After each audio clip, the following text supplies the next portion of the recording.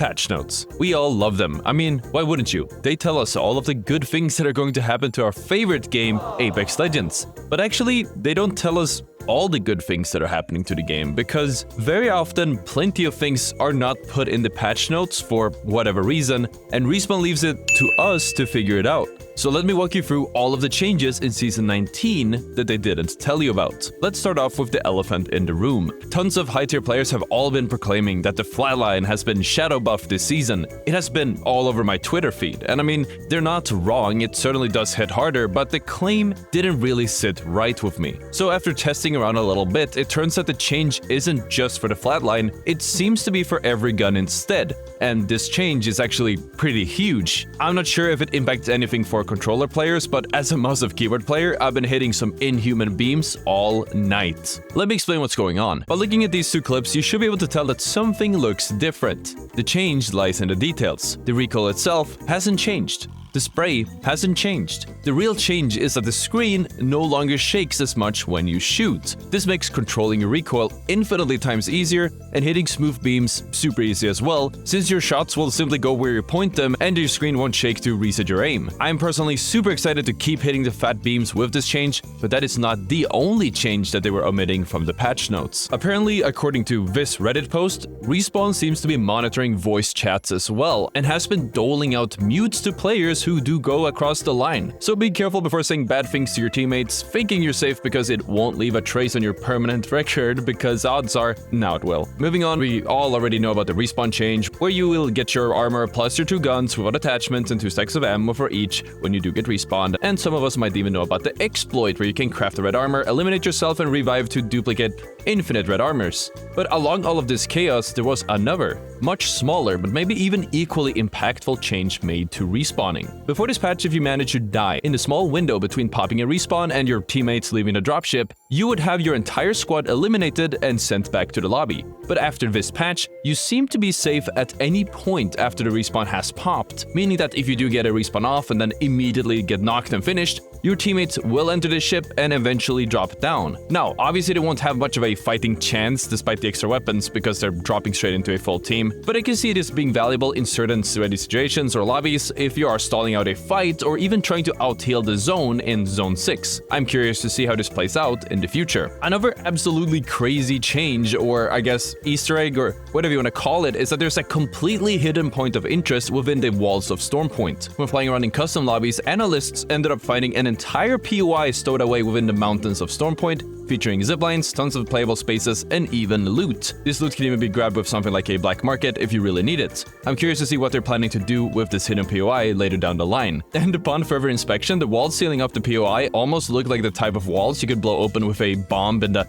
old RPG games, like Zelda or something. So maybe we just need that one item to drop in order to make our way inside. Another important change for Stormpoint is that loot has been revamped in some places, and for example, the middle bins on Mill no longer seem to give guaranteed high-tier loot. Additionally, you can no longer climb on top of the mill roofs from the inside by doing a parkour move like you could before, and there are probably tons of other small quality of life fixes that you guys have noticed that you can tell me all about in the comments. But while we are on the subject of map changes, Broken Moon has seen some changes too. Some of the ships that were normally parked on the helipads on POIs such as Alpha Base or Status Array are now gone as well. Pylon, which if you didn't already know is the best POI on the new Stormpoint, and pick up a Nessie and then go through the entire game with that Nessie in your inventory. Winning the game will net you this really cool champion screen with the Nessies poking out and looking at the camera. Conduit has a unique animation while looting, and instead of standing still while holding the gun up, she opens up this cool looking screen out of her arm. You can no longer place an evac tower from the top of Command Center on Stormpoint, making that rotation a little bit weaker.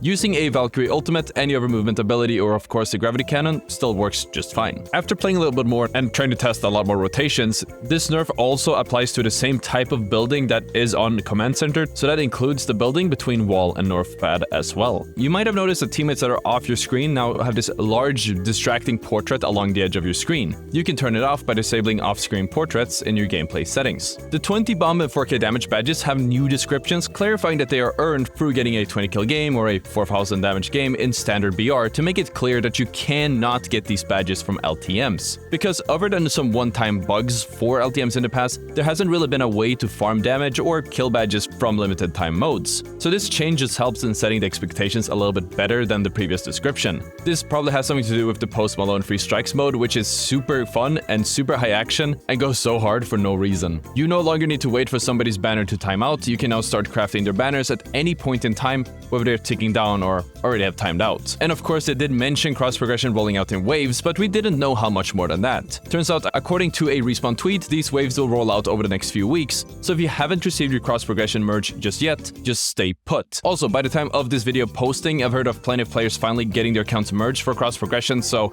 all you have to do is wait. In addition to the other changes to respawning, using a map-placed respawn beacon, so not a mobile one, now does this pulsating animation as well, making it a lot more clear that a respawn is going off. Dealing damage to enemies through walls, like with Maggie's Q, seems to be doing a different sound than usual.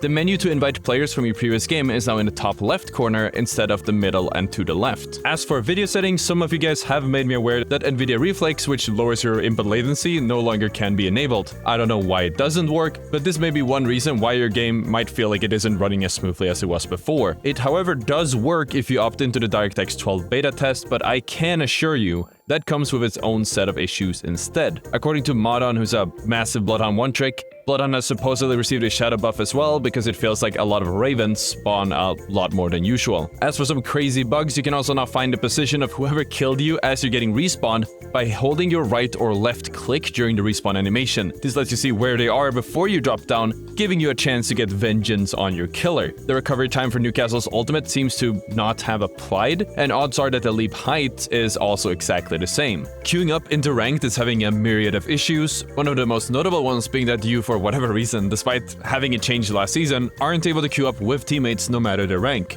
Of course, up until today, trying to queue up with a teammate more than a tier away from you made you randomly unready, and you could never actually queue up and get in game. This is now fixed, but in addition to that, every time you come out of a ranked game, your queues will reset and put you back on pubs. You might also have noticed that your bullets seem to come out of your forehead instead of the gun. It's a very known bug and I'm not sure what causes it, but it sure is distracting. Just stay aware of it and you'll probably get used to it eventually. Also, sometimes when you try loading into a game, it just freezes on the loading screen. And if you don't close the process fast enough and restart the game in time, you will not load into the game, and if you're in ranked, you're gonna receive a penalty. While you can't fix the crash yourself, you can add the -novid and -dev command serial launch options to skip the opening cinematic and animation and have a higher chance of restarting the game and loading back in time. And those were all of the changes that we weren't told about. If there were any changes that I did miss, let me know in the comments, because odds are there's something I didn't catch. Anyways, as for the changes we were told about, I made a whole video outlining those as well, so you can learn more about those by checking the video on the screen. Thank you so much for watching, and I'll see you all tomorrow. Peace out.